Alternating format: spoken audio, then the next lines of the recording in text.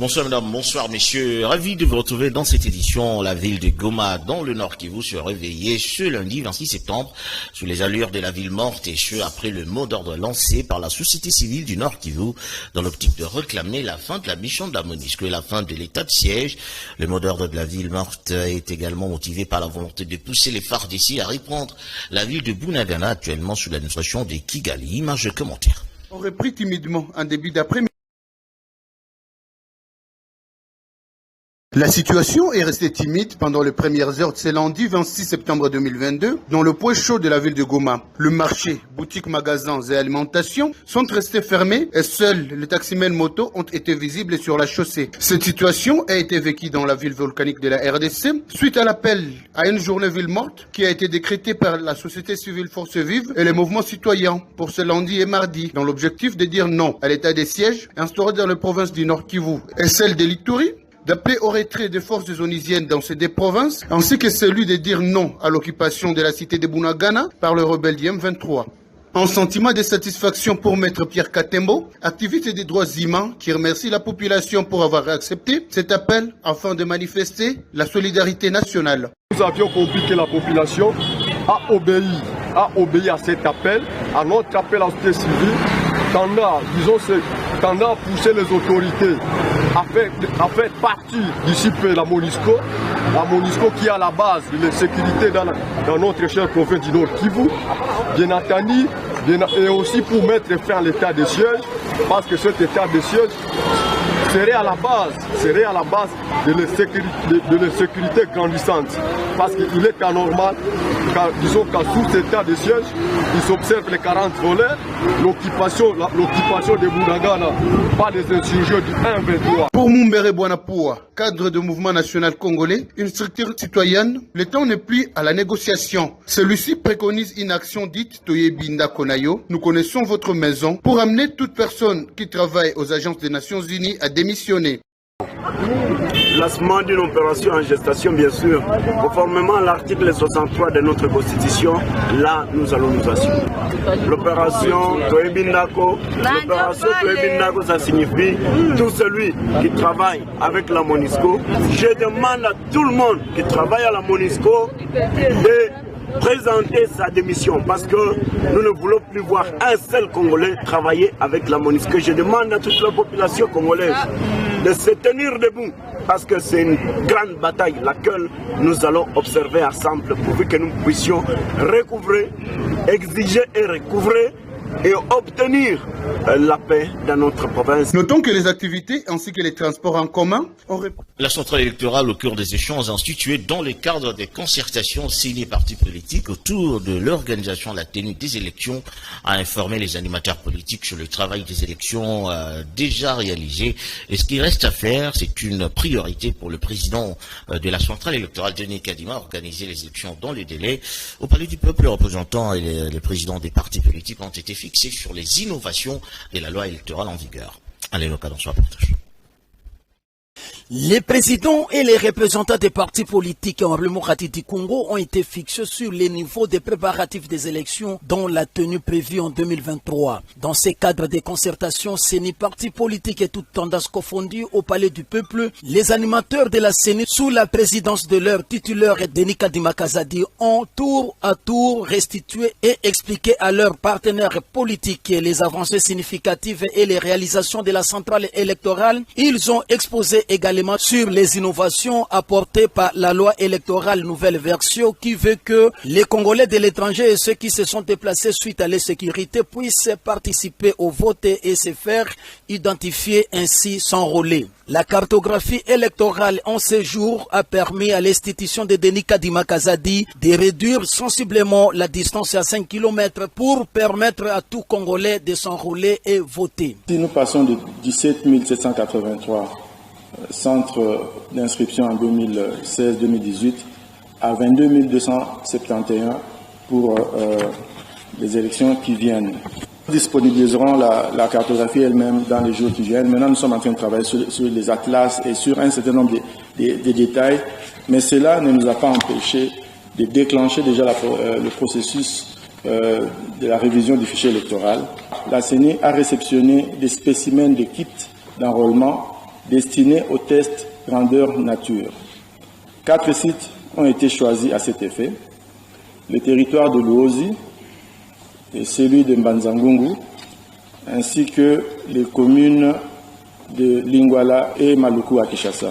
Il a été fixé par les bureaux de la CENI les débuts d'enrôlement pour la révision du fichier électoral qui commence au mois de décembre sur l'ensemble du territoire national. Cette opération va se faire à l'aide des machines dont les kits en déploiement en RDC via la Corée du Sud. Le plan d'action proposé dans le DEVI, programme pluriannuel de l'assistance technique au deuxième programme d'appui à la réforme de la justice, PRJ2, ont été l'un des points saillants de la première réunion du comité de pilotage tenu sous l'égide de la ministre d'État, ministre de la Justice et garde des Sceaux, Rose Mutombo. Programme financé par l'Union européenne, il faut dire le PRJ2 vise à renforcer l'état de droit et promouvoir la démocratie en République démocratique du Congo. Clavier la Diaco.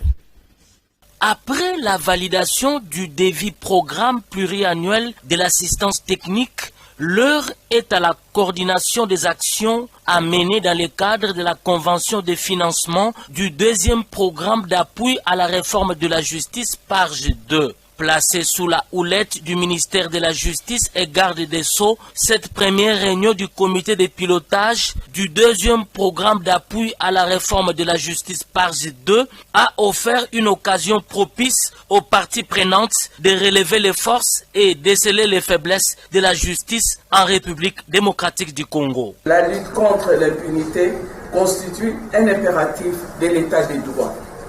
Cependant, plusieurs défis restent encore à relever dans ces domaines. Il s'agit notamment de l'insuffisance des magistrats et des infrastructures judiciaires, ainsi que la surpopulation carcérale dans les établissements pénitentiaires. En effet, plusieurs cours et tribunaux à l'intérieur du pays manquent de magistrats et d'infrastructures pour une meilleure administration de la justice, pendant que nos prisons abritent un nombre de détenus supérieur à leur capacité d'accueil. En vue de faire face à cette situation, Son Excellence, Monsieur le Président de la République, magistrat suprême, avait chargé le Conseil supérieur de la magistrature de s'atteler à l'organisation du recrutement de nouveaux magistrats. Ce processus est en cours et nous nous en félicitons. Programme de l'Union européenne mis en œuvre dans les provinces de l'Équateur, Ituri, Kasaï et Kinshasa, les PARJ2 visent à renforcer l'état de droit et promouvoir la démocratie en RD Congo. Présente à cette première rencontre du PRJ2, l'ambassadeur de l'Union européenne accrédité en RDC, Jean-Marc Chatinier, a souligné que l'Union européenne compte plusieurs réalisations dans les secteurs de la justice congolaise. Néanmoins, les diplomates européens exprimaient ce regret quant au non-fonctionnement de l'école de formation de magistrats de la RDC. Propos recueillis par Clavier Ladiac. L'historique de notre coopération, je crois, était, Madame la Ministre, marqué par des exemples de succès. Et j'en veux dans ces exemples. Je veux voir à travers ces succès, notamment l'adoption d'une politique sectorielle, la PNRJ pilotée par un groupe thématique, la remise en activité du camp de détention de Luzumu, qui pour nous est un exemplaire et de ce que nous voulons faire avec vous dans l'amélioration des conditions pénitentiaires. L'appui à la justice du droit pénal international qui a permis la condamnation de ce jour de plus de 250 auteurs de violations graves. La construction enfin des palais de justice de Gombe, Kananga, Chikapa et Goma. Goma que nous aurons le plaisir d'inaugurer, je l'espère, Madame la Ministre, dans quelques semaines. Donc des succès qu'il faut bien entendu souligner, mais aussi quelques limites et quelques interrogations, et je crois que ce comité de pilotage est un petit peu aussi pour travailler sur ces interrogations et sur ces questions. L'INAFORGE, l'Institut de formation au métier judiciaire, qui n'est toujours pas fonctionnel 5 années après la construction de son bâtiment. Des difficultés structurelles qui persistent dans le domaine de la planification budgétaire et de la gestion des finances publiques. et la lutte, bien évidemment, contre tous les comportements abusifs qui peuvent être commis par différentes catégories de professionnels du droit.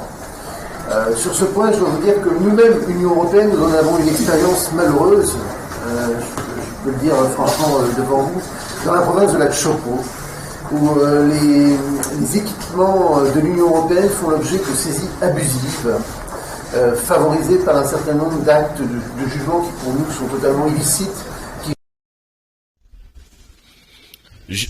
Georgette Kenzo, membre au sein du cabinet du ministère de la Culture, demande à ce qu'il y ait un plaidoyer auprès des députés pour réfléchir et produire des lois concernant la culture en République démocratique du Congo en vue de son rayonnement dans le monde entier. Image de commentaire. C'est ça que la culture, c'est une thématique négligée dans notre pays. Et pourtant, c'est une thématique où on ne pouvait pas recourir à beaucoup de pays pour demander de l'aide. À travers la culture seulement, on peut avoir beaucoup de solutions. À travers la culture, on peut faire taire les armes. À travers la culture, on peut avoir beaucoup d'argent. Et ce qui est regrettable en est que le ministère de la Culture est un ministère générateur de recettes. Mais à chaque fois, le ministère du Budget, les ministères des Finances nous gèrent comme si nous demandons. On nous attribue des budgets. Et peut-être que toute l'année, vous n'aurez rien. Et même si vous avez un DTO, si vous avez le numéro de dossier, tel que je vous dis là, j'ai des DTO qui, depuis le mois de juin jusqu'à ce jour, il n'y a rien. Mais comme il n'y a pas de suivi, parce qu'il n'y a pas une loi qui détermine que de telle période à telle période, et il n'y en a pas, et il n'y a pas de souci à la culture, c'est ce qui fait défaut. Mais notre plaidoyer va seulement directement auprès des parlementaires. Parce que ce n'est pas le gouvernement qui vote des lois. La loi sur la politique culturelle doit être votée par les députés qui sont au Parlement. Il y a combien de ministres de la culture qui ont défendu la loi sur la politique culturelle? J'ai fait même des plaidoyers et je suis allé jusqu'à ce que l'actuel président des groupes socioculturels au Parlement, il m'a reçu. Mais on ne sait pas à quand est-ce qu'ils n'en veulent pas ou c'est à quand est-ce qu'ils vont adopter cette loi.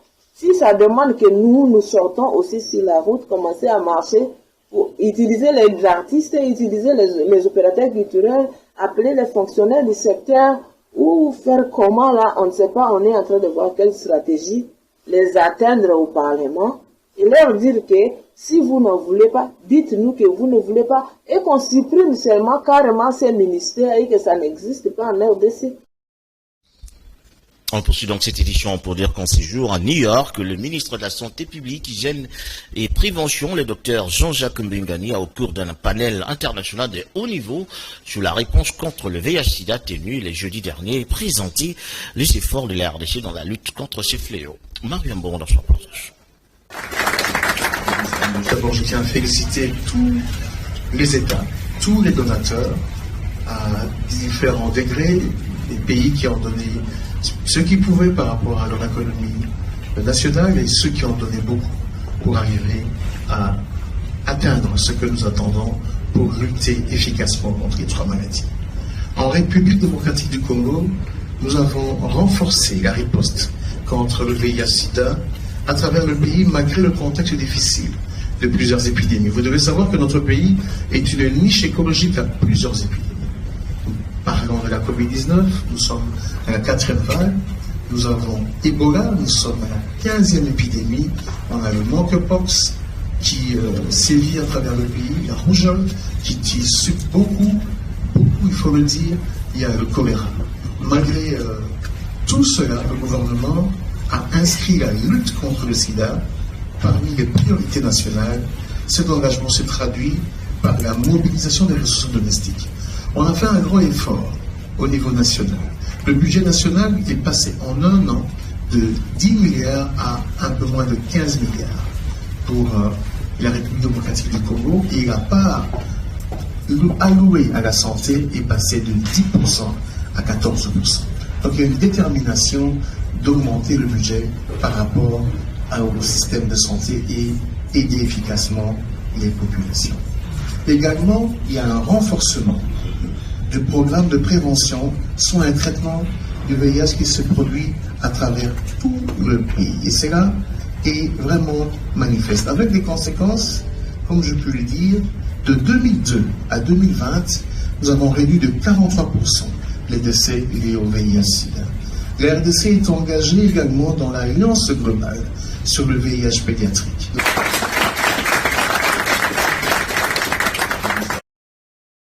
Des élèves de cycle terminal de l'éducation de base aux options techniques au sein des établissements scolaires sous-équipés en termes notamment des ateliers et des laboratoires n'est rien d'autre que la désorientation des enfants d'autrui. Tel est le propos recueilli dans la province éducationnelle de Mongafula. Didier Boufati dans ce reportage. La première expérience du test national de sélection et d'orientation scolaire et professionnelle suscite beaucoup de controverses dans la commune éducationnelle de Mongafula. Pour le professeur Noël Bochinda, il ne suffit pas d'orienter 2 élèves dans des options techniques, plutôt d'équiper ces options qui souffrent du manque de ateliers et de labos. Pour sa part, la maman d'une élève orientée en cette première expérience dit que sa fille ne devait pas être orientée dans des options techniques et l'a orientée en pédagogie générale. Bana o baza orienté dans le domaine technique, c'est bien bon, mais du moins c'est mal parce que l'équipement vraiment approprié dans le domaine, tout le bas comme si ils ont vraiment été. Parce que les sections techniques n'ont pas seulement besoin des élèves orientés, mais aussi et surtout des équipements, car l'orientation des élèves du cycle terminal au sein des écoles sous-équipées est une désorientation des enfants d'autrui. Donc, le matériel approprié dans la technique est athée. Moutou a un domaine ya couper couture. Azana pour ça il faut azana matériel ya couture. Okomona kaka école et seigne charge na ba parents sombela mwana machine. Les sections techniques n'ont pas seulement besoin des élèves orientés, mais aussi et surtout des équipements, car l'orientation des élèves du cycle terminal au sein des écoles sous-équipées est une désorientation des enfants d'autrui. On vit la façon de ma fille, c'est moi qui est d'habitude avec ma fille, je connais sa capacité. Je ne suis vraiment pas satisfait de l'orientation là. Je préférais qu'il puisse faire d'autres sections par rapport à des sections techniques. Je préférais que ma fille puisse faire la pédagogie parce que sur les sections générales, il peut affronter n'importe quel travail à la longue. Prévention de la criminalité par l'ajout des sous-SIAT ainsi que de l'augmentation de l'effectif de la police. Tel est le vœu des habitants du quartier Kimbandou-Ngansele et perturbé dans la commune de Mongafula, victime des visitations nocturnes à répétition des bandits armés d'une part et de l'arrivée tardive des éléments de la police au lieu de crime d'autre part. Image de commentaire. Conformément aux lois organiques portant organisation et fonctionnement de la police nationale congolaise, en ces articles 14 et 16, la mission de la police revêt un caractère à la fois préventif et répressif. Elle entre dans ses attributions d'intervenir trop tard, que le mal est fait, que les bandits armés aient exécuté leur volonté et de crimes consommés. C'est ce qui se passe actuellement au quartier Kimbondo-Ngatsele et Plateau 2 dans la commune de Mongafula, où les personnes ciblées sont visitées nuitamment par de bandits armés et subissent leur dictat suite à l'arrivée toujours tardive des éléments de la police au lieu de crime. Pour pallier à ce problème ayant pris l'ancrage au quartier précité, le commissaire provincial de la police doit multiplier des sous-SIAT dans ces quartiers susmentionnés. Tel est l'avis de 2 habitants de ce quartier exprimé par l'un de leurs notables. Nous venons de connaître l'insécurité grave. Plusieurs familles ont été visitées la nuit par des hommes en tenue, mais on nous parle de tenue parce que c'est la nuit. Tenue policière et tout ça. Visiter, piller. Ils ont non seulement pillé des maisons, ils ont pris des biens à force, ils sont partis. La police elle est là pour garder les biens et les personnes, les sécuriser, les protéger. Mais lorsque nous apprenons que ceux qui nous visitent dans le quartier viennent en tenue de police. Nous apprenons seulement comme ça, mais c'est vrai ou c'est pas vrai, mais il faut toujours vérifier. Soulignons que la multiplicité d'associates permettra à la police congolaise de pouvoir mieux exercer sa mission ordinaire. Le gouverneur militaire de l'Ituri, le lieutenant Luboya Kashamadjouni, a remercié la population de Bunia et toutes les forces vives de la province pour l'accueil chaleureux réservé au Premier ministre congolais Sama Lukonde. Nous avons ici le reportage de nos confrères de la presse militaire. En résumé, plusieurs avancées significatives ont été enregistrées sur le plan sécuritaire, développement, quand bien même beaucoup reste à faire, a soutenu les gouverneurs militaires, lieutenant-général Luboya Kashamadjouni. Au sujet de la sécurité en ville de Bunia, le premier citoyen de la province rassure la population des dispositifs sécuritaires mis en place par le service de défense et de sécurité pour sa protection. J'ai renforcé la patrouille et nous nous sommes promenés dans toute la ville. On n'a pas vu un seul monsieur se promener en arc. Peut-être c'est quand nous nous sommes par là, je ne sais pas. Mais j'aimerais bien, et si cela pouvait arriver, que la population nous signale et nous allons nous déporter sur l'endroit.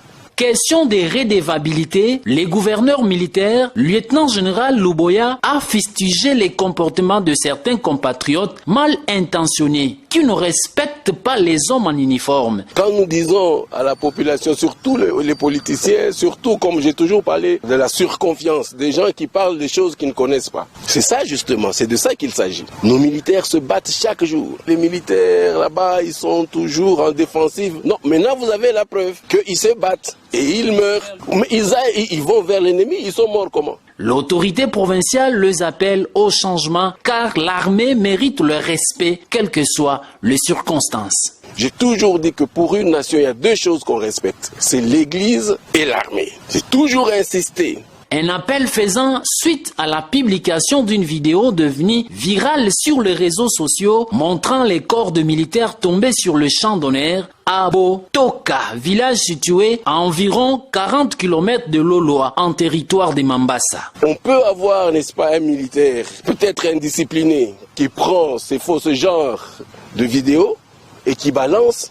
Et je vous demande, il ne faut jamais publier des choses comme ça parce que c'est secret. Ça arrive tout le temps. C'est pas seulement ici chez nous au Congo. Cependant, le commandant des opérations militaires en Ituri a félicité ces hommes avant d'appeler les commandants de grandes unités à assurer la discipline militaire. Je demande aux commandants tactiques, ceux-là qui sont sur terrain, de contrôler leurs hommes. C'est vrai, ils étaient en opération, mais il faut faire très attention. Quand les militaires sont en opération, ils ne sont pas autorisés à avoir des téléphones ou je sais pas moi, où ils prennent des images et les balancent à qui veut ou n'importe où, n'importe quand.